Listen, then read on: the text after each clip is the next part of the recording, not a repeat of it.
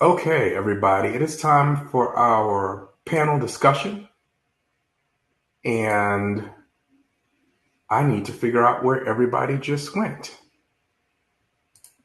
Give me a second to figure that out.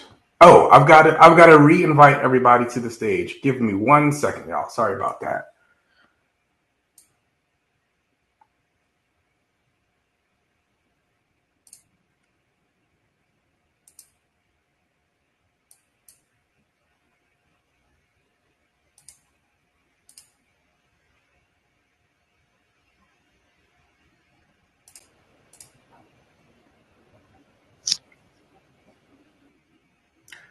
So I am re-inviting everybody to the stage. For some reason, it kicked us all off, but that's okay.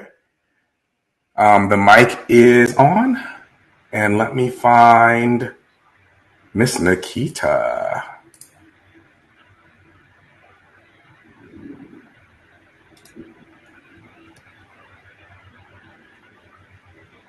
Okay, sorry about that. It kicked us all off for some reason.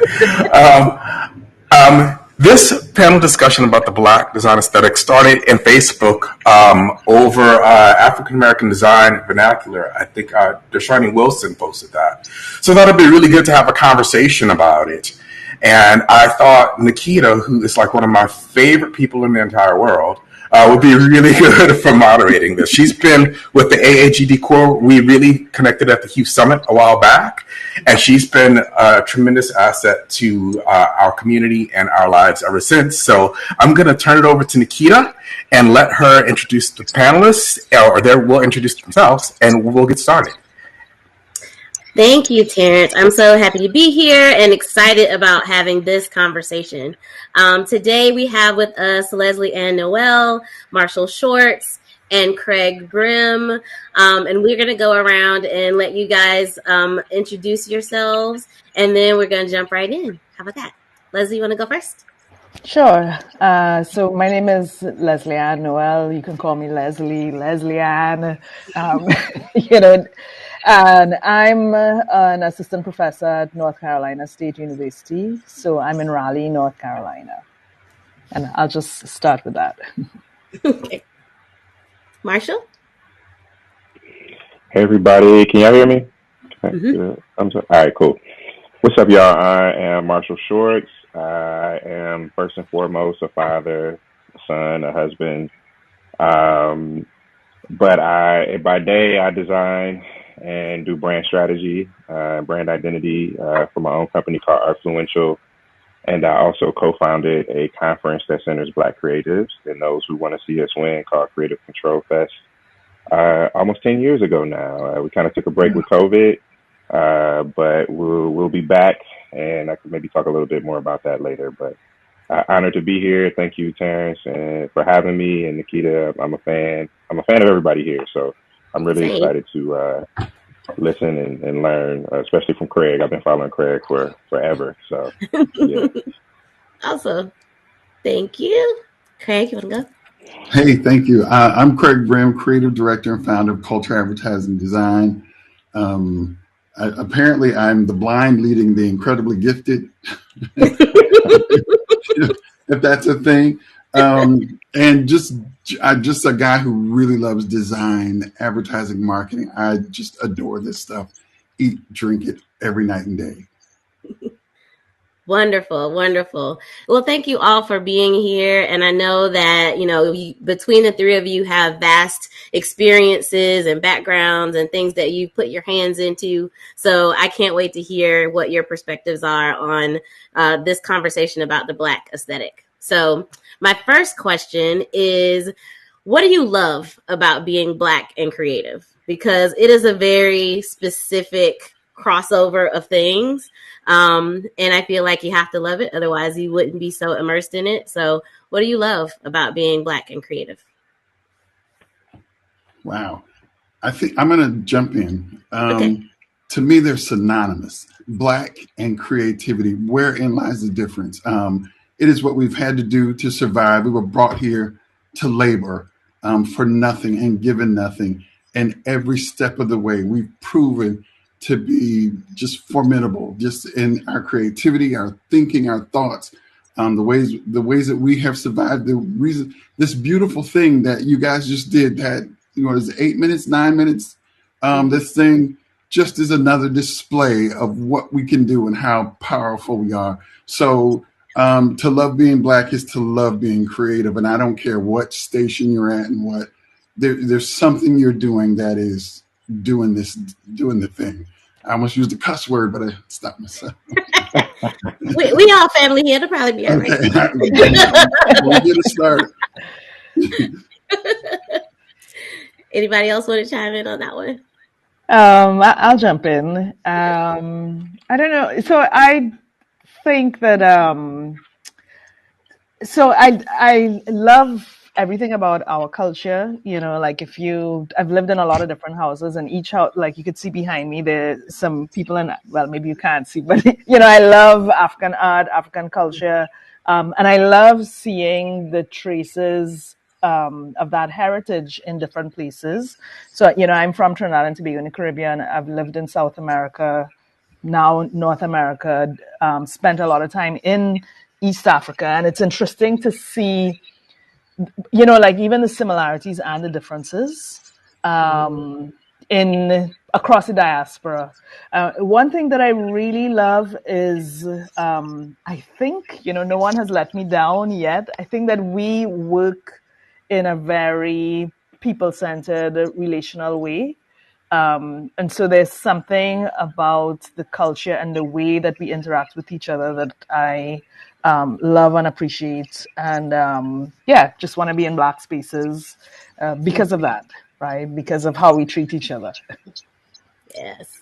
I said it. I would just echo everything that's been said. I think the nuance that's being mentioned, kind of that if you know kind of thing. So I know I'm not as traveled as Leslie, but everywhere I've been, and particularly in spaces where Black creatives are, there's been this kind of nod, that wink, that look. You know what I mean? A friend of mine, Dr. Bettina Love, taught me a term called cultural recall, which is kind of like this remembrance of our bodies throughout the diaspora and throughout history that we can recall, and we can see that at the Black church and at the juke joint, right? And I think the way we move and the way in that communal connective, even in disagreement, right?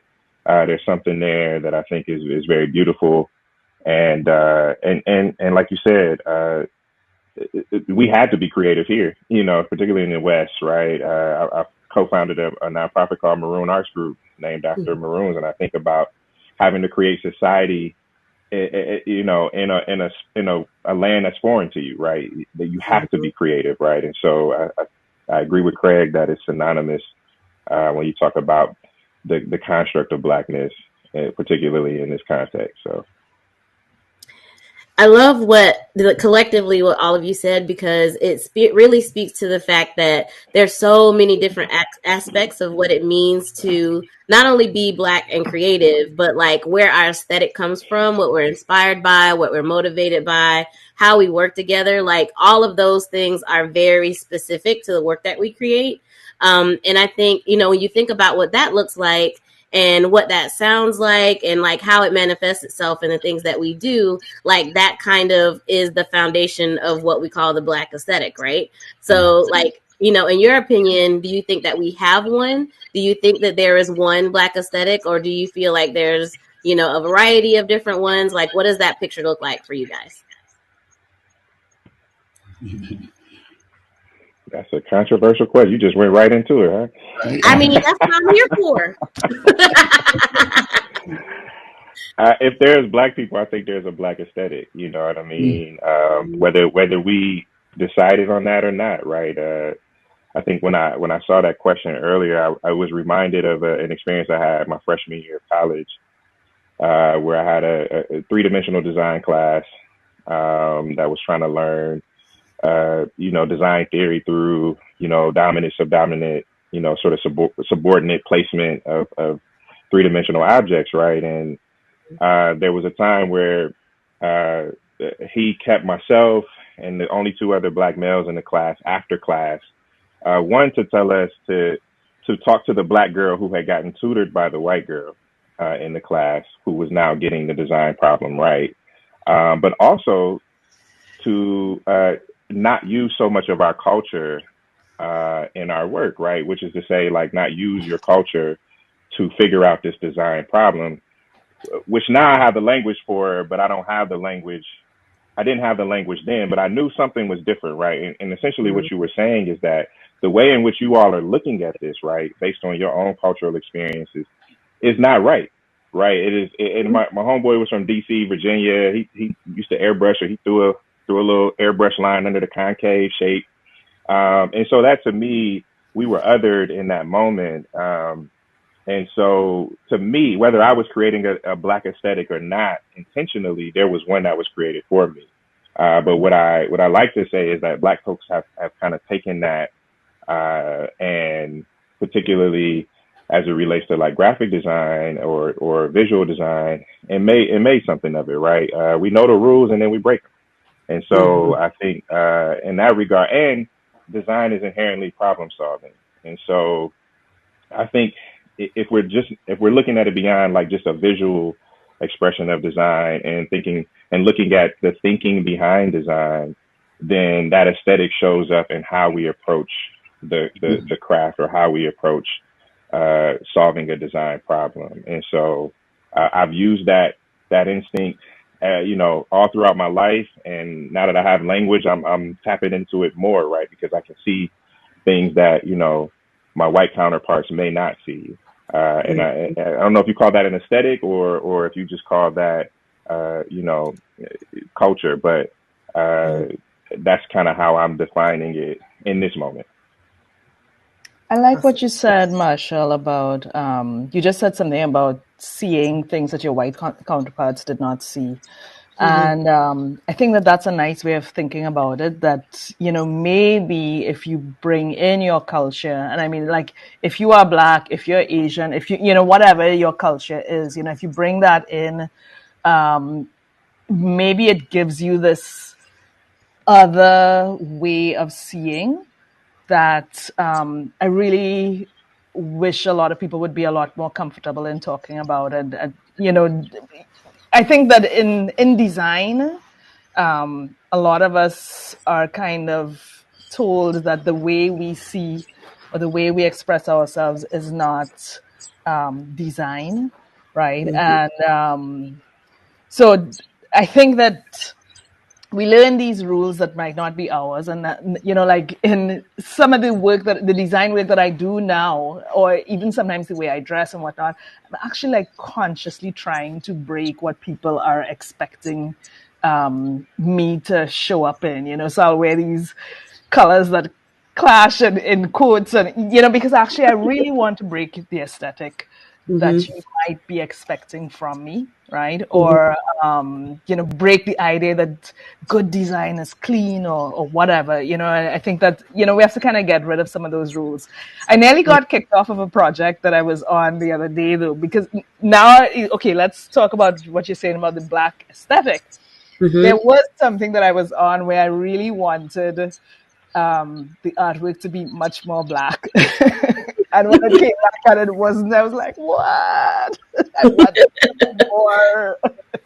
But I don't know what the more is, and I certainly couldn't articulate it. But I don't know if I could say it's that we have a black aesthetic, but I actually don't want black people to kind of reproduce I don't know, Swiss design or whatever, and I want people to be a lot more confident in breaking rules. When I say people, I mean us, right? To be more confident about breaking rules and stuff like that. I don't think there is one, excuse me, my voice goes, it comes and goes. I don't think there's one black aesthetic. Like there is jazz, like there is fine arts, like we're so vast. So I even hate the notion of there being one, but there could be, and I'm not against it. And this may be contrary to Leslie, and I hope it's not, Leslie. And that maybe there is a school that could form and begin to happen, like a Bauhaus or like a Mhm. hip hop, which would be really, really cool. And hip hop is one of the things I always feel like that we haven't done with design yet, what we've done in hip hop. But I feel like we haven't done that in many places. We've done it in jazz, and that was stolen. We did it in rock and so many things. But we have yet to do it. I feel like, but in a lot of ways, though, what happened tonight Mhm. seems like I know I'm going to kiss up a lot, right? But it's because I really do appreciate it. And to me, Yeah. it is when we, for lack of better word, no, I don't need better words. It's when we big up us is when Mhm.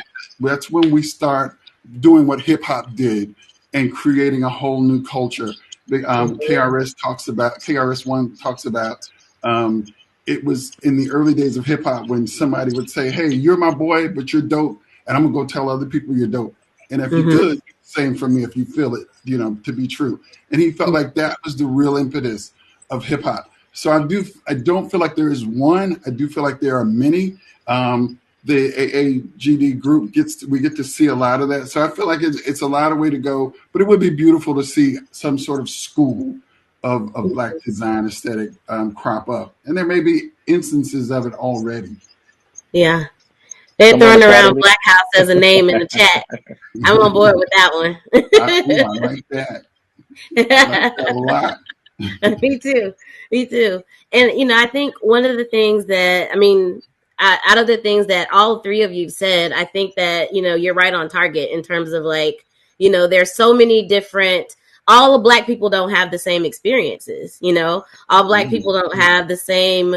They're not drawn to the same kind of things aesthetically. Like we all are Mhm. still our individual selves and we bring all of that to our work too. So I think it's just a matter of making sure that we bring ourselves to whatever we do, no matter what it is. And inextricably, Black is going to be part of that. You know what I mean? You can't Yes. not have that be part of it. But I think, to Leslie Ann's point about breaking the rules, that comes down to like, are you willing to bring your whole self to whatever it is you're doing? Because that's breaking a rule. Like the rules Right. they've given And, us up and until now is that we can't do that. and almost And get it, kicked off projects or othered in the process. Right. yes, Yes. yes. Dang. Well, Right. And who I who made those rules, right? Who said that those rules were, you know, inherently right, right? You know, Mm-hmm.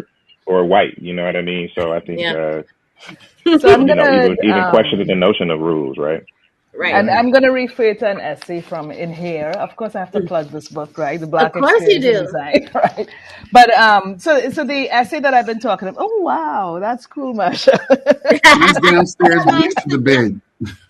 But the essay that I'm gonna plug in this book is by a friend of mine in South Africa who wrote a really short essay in this book where he says, "Why are you calling me black? And what is this thing you're talking about that's design?" And I think when so I was the editor who he works with, and when I got this essay, I was like, oh my God, what do I do with this now? Do we publish this or what? Right. But he says, okay, if you're calling me black, you call me black in relation to whiteness. That's your term. That's not mine. I'm African. I was like, whoa, you're deep. And then he says, what is this design thing you all are talking about? Right. Because and so some of what I'm saying now, I'm remembering from conversations. If you go into the book, you might not actually find this, right? But and this is a conversation I've had with him where he's like, this design stuff that you all are talking about, doesn't design exist outside of the Bauhaus? Doesn't design exist outside of design school? And so it's like, in this one short essay, he kind of made us question everything. What is blackness and what is design? But it is something that we have to think about, right? So if we think Yeah. about what is the black design aesthetic, then yeah, we have to have these questions, right? Is my black different to your black, Nikita? Because I'm from Trinidad, or are we talking about the same thing when we talk about design? Regardless of where we've come from, right? Or regardless of if we've gone to to design school and codes. You know, we might be coming from different design traditions. I'm an industrial designer. Is this thing still design, right? So I think that those are some interesting questions to keep us, in a little bit of an existential crisis. A little bit. But We'll be here all night because yeah, I have those same Right. questions. But that's what the creative process is like, right? Like, aren't you questioning yourself and the whole thing all the time? So if you're going to question the creative work, then you question the creator sometimes, even if it's you, right? So when we talk about bringing, your whole self to the work that you're doing, how do you guys individually do that? Like in the work that you're doing on a day-to-day basis, I know you operate in a lot of different worlds in the area of design and community and that kind of thing.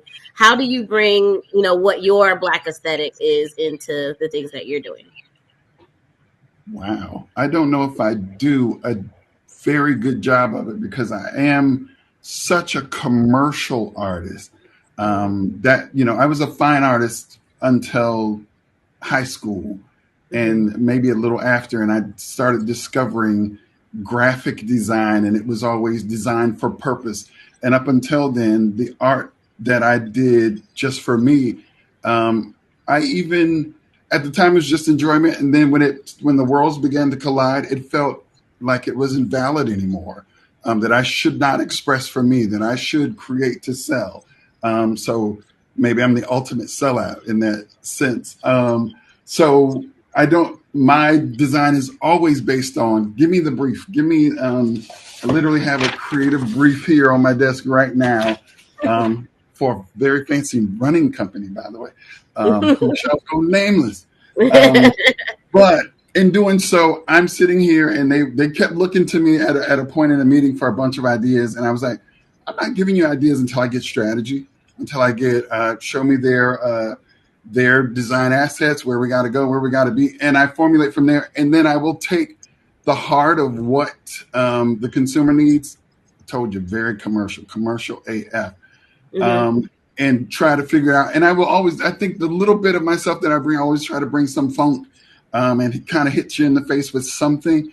And I hope that's not a terrible answer, people. I hope I haven't let you all down. But that is, I feel like there's job. No wrong answer. I don't know. We just talked about how we all have different experiences. Right. We said there'd be a little imposter thing going on here tonight that we may want to discuss. But yeah. That is one of the ways maybe I feel like an imposter, because I really try to strip it of me and put as much as, and that's why I've always felt like I've never necessarily developed a style, which I thought I shouldn't if I'm going to be a commercial artist, but that's changing of late. But we'll talk about that more later. Yeah, the industry's changed a lot in those ways. Yeah. I'll jump in. I'll credit Craig in a particular way, because Kiss My Black Ads was a blog you started. I think that opened up a world of particularly as somebody who kind of had a similar trajectory as an artist as a kid, like to draw and to discover graphic design in high school, and then realize, like, going to college, that the freelance work I was doing for like club flyers and promoters was kind of shunned upon. And then found Kiss My Black Ass, and it was just like, oh, I was validated all of a sudden. And that curation of that blog, I might still have that RSS feed somewhere. But I think that boosted my confidence to say, like, we are here, we are present, and I can, I try to wear a t-shirt and some jeans or some sweats in every meeting I go to. As much as possible, and I respect decorum and all of that, but I think, for me, it's about being as comfortable as I can in my own skin before showing up, and not coming from a standpoint of like trying to prove my value, but showing up and, really, and it's taken me a long time. And if I'm honest, I'm still working on that, right? Like, I'm still going in certain rooms where I'm like, ooh, what do I say here? But I think for me, it just kind of starts with understanding what I'm here to do, understanding what the design problem is, so to speak. And then, something I tell clients is like, culture is a strategy. So lead with culture. Like who are we trying to reach, and am I even the right person to help you do that? And so for me, it's becoming more comfortable with my role in a particular design scenario. I majored in industrial design in college. I do more graphic and advertising stuff like that, and more strategy these days. But what industrial design showed me is that kind of taking that idea from idea to all the way something tangible, and that just kind of, I put in the chat, like, anything not designed by nature is designed by someone. And so I think that says, like, it's everywhere, right? We are, and so we have a responsibility now as designers to design the spaces we even walk into and look at those as design problems. And we can design more equitable places, spaces, and things. I think the original quote is Chip Kidd, but I stole it and added my little thing to it. So yeah, starting with understanding, and then coming to the table with the confidence to be yourself. And I'm saying that at a 15 years in, right, and still trying to master that. So I'm not trying to tell somebody go in tomorrow to your job and lose your job, but be confident in your ability. Because I'll be real, everybody making this up when you get out here. If you're doing it, everybody making shit up. You know what I'm saying? Yep. So, I say that in the back of my mind, like, these people, and I've been in enough situations now where I realize, and like, they did not know what they were doing, right? Like, and they just did something, right? So we can just be better designers by coming in and saying, like, hey, I just need to understand the situation. And that's how I try to show up now more than ever.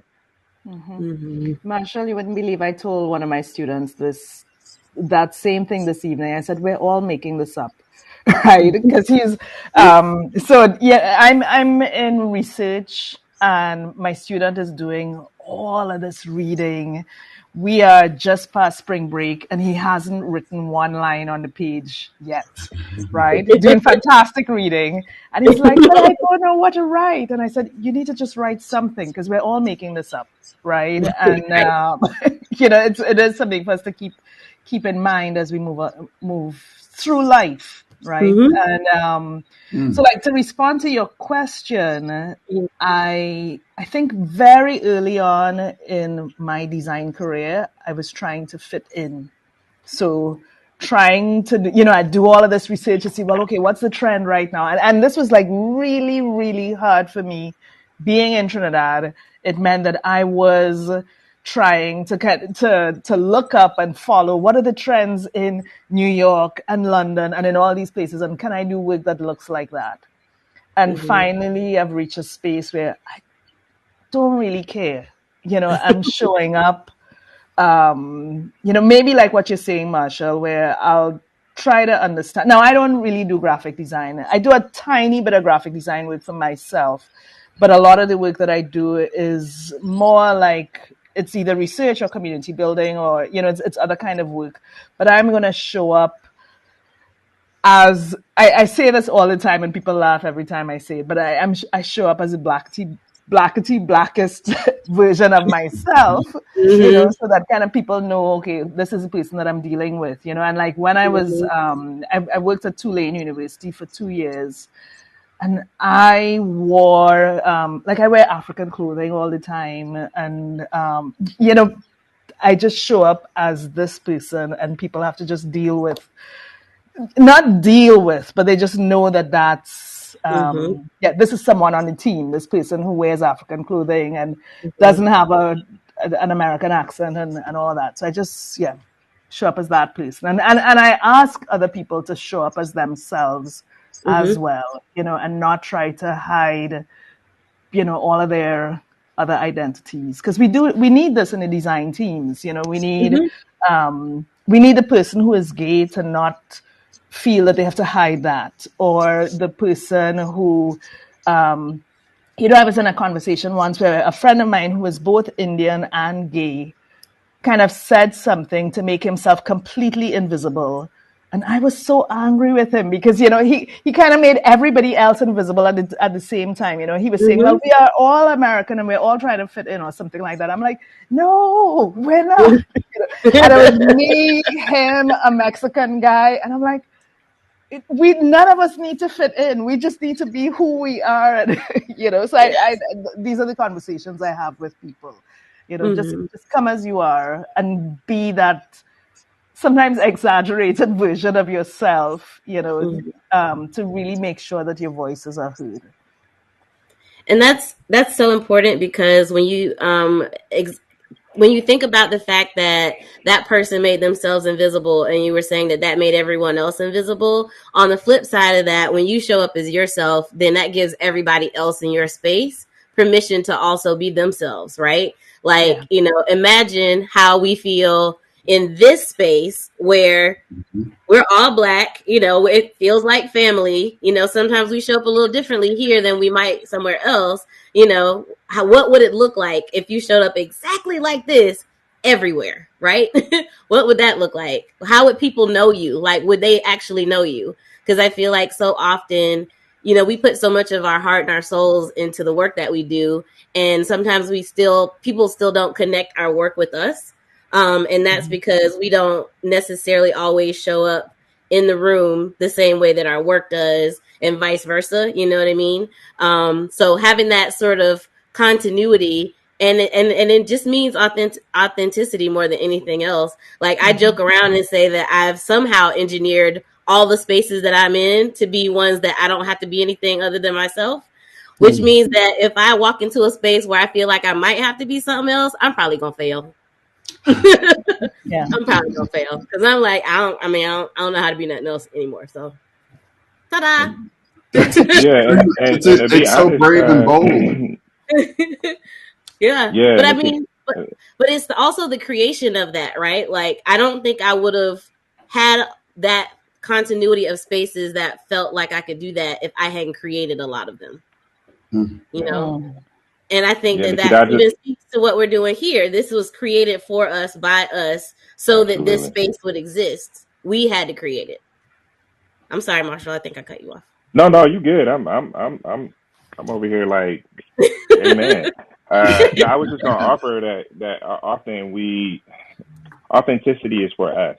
You Mm-hmm. know, I think a lot of times, when we show up in spaces, we people aren't necessarily looking for authenticity from us. They're looking for something else, right? And I think, and we spend our time. I speaking notes to self first, right? I spend so much time like trying to figure out how I need to show up in this room, because until I go around in a circle and then I'm like, okay, who do I need to be for me right now, right? Mm-hmm.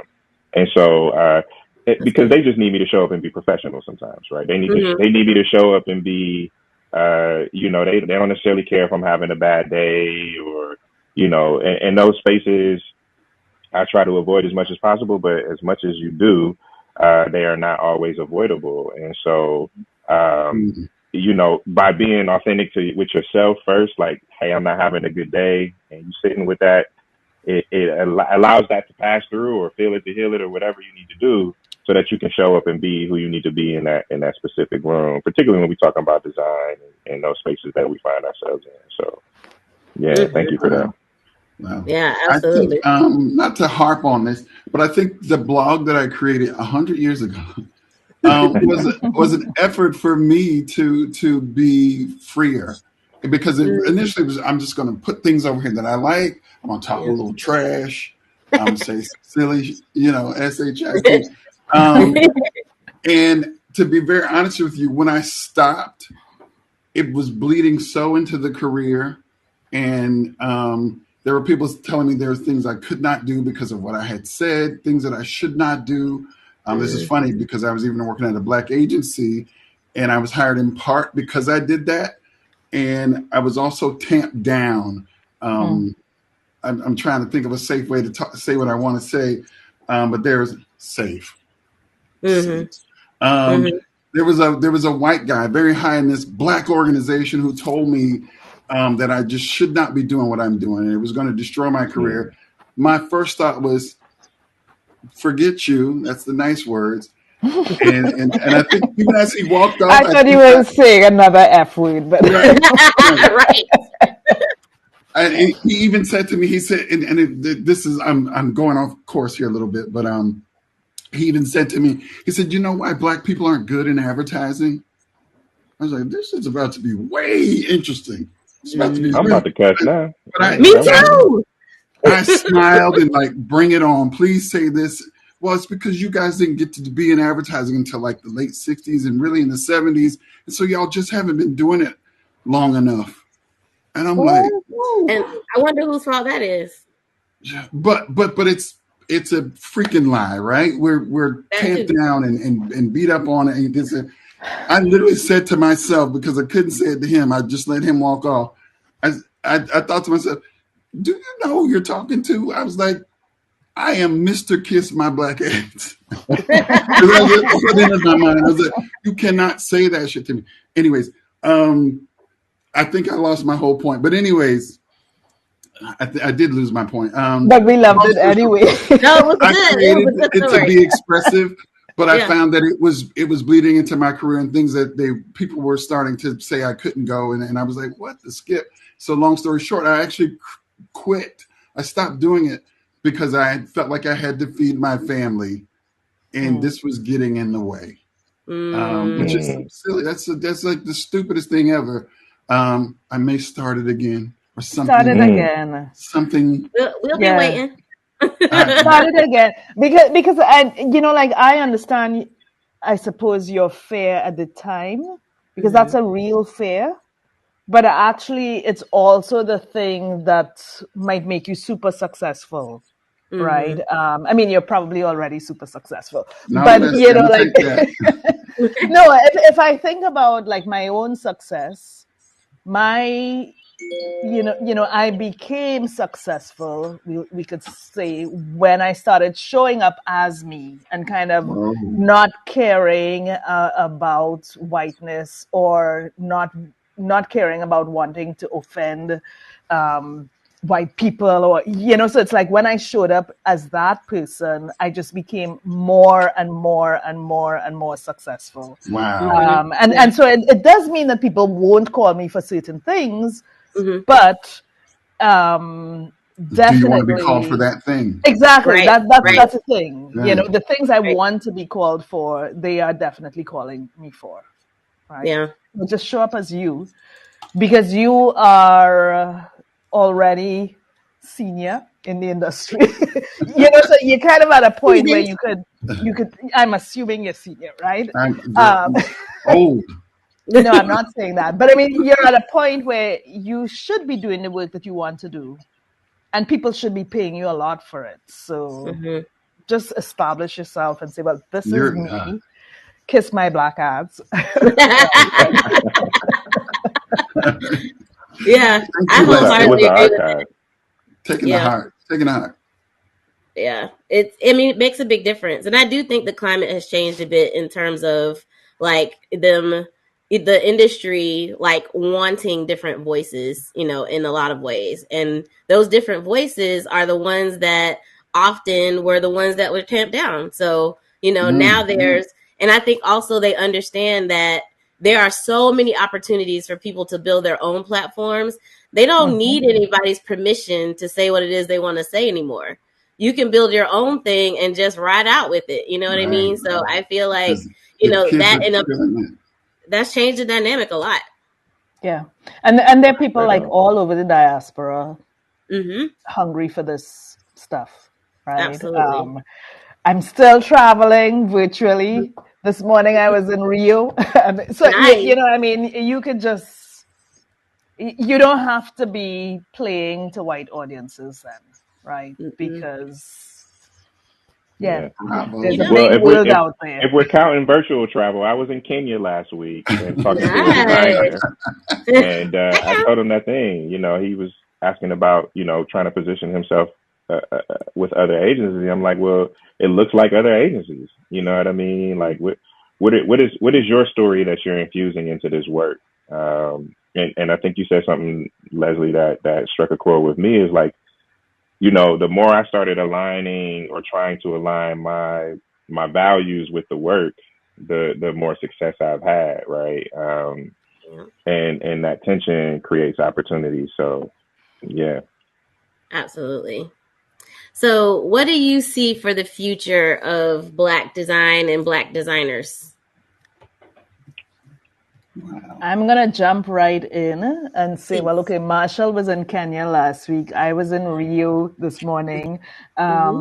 I think one future is just us really being able to connect with people all over the diaspora and having deeper conversations. The pandemic has shown us that distance is not a thing; it's made up. We could be in people's living rooms in a second. So I Mm-hmm. think that maybe that'll create some space for much more global Black conversations. So that's something that I'm hoping for our future. Me too. Craig or Marshall, what do you I, think? I have so much. I think a lot of the people I'm in community with who aren't designers are in movement, are in liberation practices, um, and I'm often called to task to assist and willingly, right? Again, this aligns a lot with my political ideology Mm-hmm. and where I sort of sit, and a lot of my heroes, uh, use design as a way to organize people, to bring attention to things, and to literally change culture, right? To shift culture, to shift narrative, to shift policy. And Mm-hmm. so I see Yes. Black designers, whether that's through fashion, graphic design, human design, whatever it is, being able to show up in a very revolutionary way, that it pushes the needle forward for all Black people. And I think we have to be careful of where capitalism shows up, regardless of how Mm. your views are and your Mm-hmm. critique of capitalism is. I think if we only view design within the framework of capitalism and industry, then we do ourselves a disservice.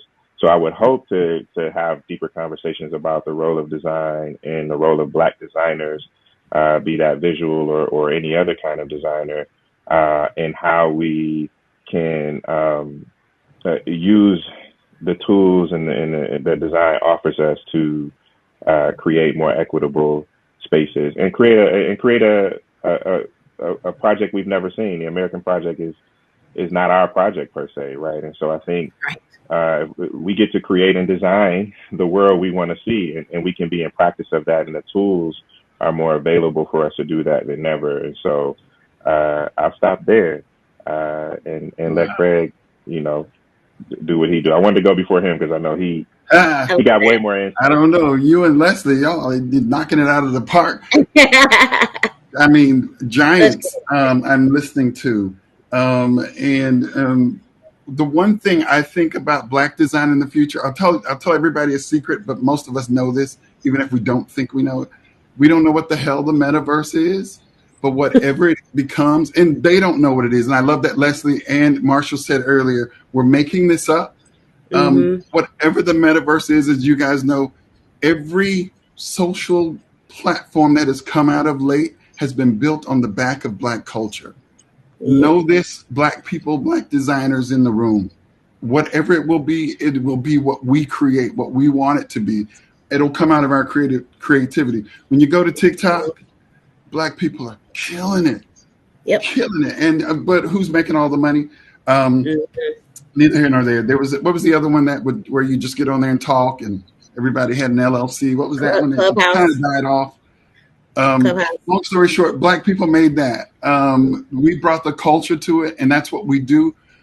So again, piggybacking off of what Leslie and Marshall said, we're making it up. Everybody's making it up. You know who's really, really making it up? You guys, us. Yeah. We are making it up, and it's a beautiful thing. The music in this country and everything else. And so I think the future for Black design is we're gonna make it up. We're gonna create culture. We're going to build culture in places in new ways, like Marshall said, in new ways that we've never seen before. And it's very exciting because also we're developing the language, and now we know who we are and what we are and what we're up against. We're talking about it daily. I hear little kids express